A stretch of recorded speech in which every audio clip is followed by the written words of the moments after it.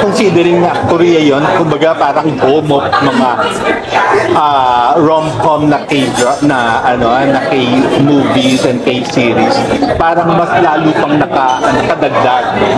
Actually, very romantic ang Korea. Kaya siguro pinili rin ng Pocket Media ang Korea to be one of our locations. Kasi ang dreamy niya kumbaga ang dali na niyang pag-shootan kasi romantic na yung location itself. So parang ang dali nang gumawa ng eksena na nakakakilig.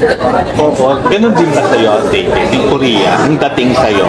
Yes, actually, sabi ko sa Korea, if I were to describe it, parang lahat ng places doon, parang artistic. Artsy. Tapos ang ganda ng mga ilaw, even yung mga river, may ilaw. Yes. Tapos yung vibe, tapos malamig pa. So, sabi ko, Korea, talaga very romantic. How do you find itong character mo na ang yaman, parang, pero choosy pagdating sa babae? I think lahat naman ng mayayaman siguro ay siguro they are perceived as someone who is very siguro sure sa lahat ng ginagawa niya or like siguro intimidating, but actually if they meet that person that will make them fall in love, mag-iiba lahat. Diba? So, paano mo na-enjoy yung character? But I mean, it was so nice to shoot in Korea and also pati yung coach na gamit ko yung Porsche. Nalala ko nag-drive tayo dun. Sa Subic.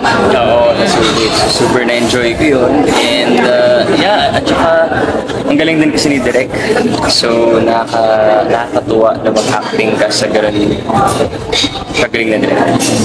Most memorable moment while you were shooting in Korea? In Korea, siguro yung aming eksena sa meron kasi kami pinuntahan na parang sobrang taas na restaurant. Anong tawag doon? Parang Sky View Garden Restaurant, ganyan.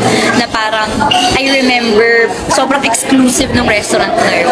Nandun siya sa pinakatuktok ng building na yun. And we got to shoot there. So alam mo na talagang tinodo talaga ng Pocket Media ang production value dito sa pelikulang ito. And for us to be part of that scene, para gawin namin yung eksenang yun sa ganung kagandang location. Sobrang overwhelming din for the both of us. Sa'yo din yun. Yes, ginasasan talaga yung itong pelikula na to. Kaya sana supportahan nila dahil napakaganda. Oo. At so, how do you find your role? Compared dun sa role ninyo sa Pulang Araw? Kasi magkaiba, di ba? Ayoko naman. Kasi si Adelina, pinabata ko talaga siya eh. Dito, mature na si Nile. Sophisticated na siya. So, siguro kami ni David, meron kaming conscious effort na ibahin yung atake dito sa pelikula para worth it bayaran ng mga tao. Kasi nga, like what they said, iba na rin naman ang cinema rates ngayon. So, syempre, we want to offer a film na worth it ibayad, worth it na panoorin ng mga tao sa sinihan, i-enjoy sa movie house, hindi ba? So, ikaw, David, magkaiba. Character mo dito at sa Pulang Araw. Yes, I think big difference. Yung sa Pulang Araw, iba kasi yung dilemma ko as a character, and dito magkaiba rin. So it was like, sa Pulang Araw kasi, do I choose my family, my loved one, or my country? And sa movie naman na ito ay talagang sobrang taas ang tingin ko sa sarili ko na hindi ako makahanap ng taong mamahalin ko, diba? So, until I meet si Mila. Na hindi mo akalain, yung love coach mo pala eh. Doon ka pala. Oo, kasi I think, you find love in mysterious ways. yeah. The most unexpected places. Love is like a rosary. That is full of mystery. Parang ganun naman. Lambok ba? Parang ganun po. Ayun, at kung magko-coach kay David, when it comes to love, anong klaseng coaching? Siguro if there's one advice na pwede kong i-share kay David, don't lose yourself in the relationship. At the end of the day, kailangan you are your own person. Pero learn to support your partner. Ikaw, David, kung meron kami advice kay Barbie tungkol sa love, relationship, ano yun? Kung ano yung hihingi ako ng advice. How do you do it?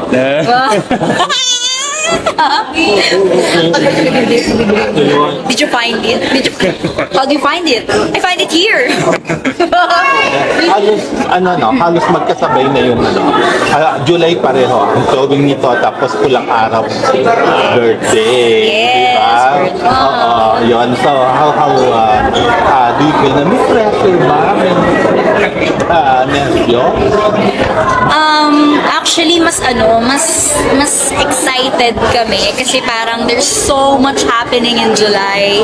May pelikula kami, tapos parte kami ng biggest historical drama ng GMA, which will also be shown this July. So parang ang daming malalaking pangyayari for the both of us this July na talagang we're both very grateful for. And yun nga, birth month ko rin siya. So parang ang swerte ng birth month. Oo. Anong plans mo for July 31? Gusto kong mag-steak. Pag-iipunan ko po yan with my family. Gusto ko i-treat ang family ko ng steak. Oo. Yun. Hindi naman ako nag-celebrate ng malaki talaga. Oo, lagi di ba? Noon nga, Green Heart. Yan, oo, kung available ng twins, gusto ko sila makasama sa birthday. So, David, kumusta yung nakaraang birthday mo? Anong ginawa mo? Punta lang ako sa kasal ng mga kaibigan ko. So, Ng birthday mo? I wasn't able to celebrate actually dahil kasal yung best friend ko. So, I had to go there. Pero linit naman nila ako. Kumanta-kanta naman Ikaw ba ang nakasalo ng bouquet? Hindi naman. Oo, hindi ka nag-celebrate sa Hindi ako nakapag-celebrate. Siguro, I'm thinking about it kung i-celebrate ako next week. But we're super busy this July, so baka next year na lang siguro. Hindi ako nag-birthday actually. Talaga ba? Nag-event din yata kasi siya ng birthday. Iba yung yung dalawa ngayon. Yung closeness, parang sobrang comfortable kayo.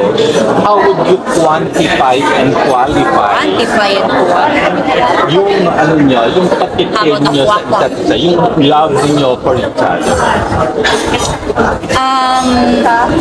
There were a lot of acceptance and adjustments made to make it work, pero it was all worth it kasi kita niya naman, may pelikula na kami ngayon and ang gaganda ng mga nangyayari sa amin ngayon. So everything we did to make this work, it was all worth it.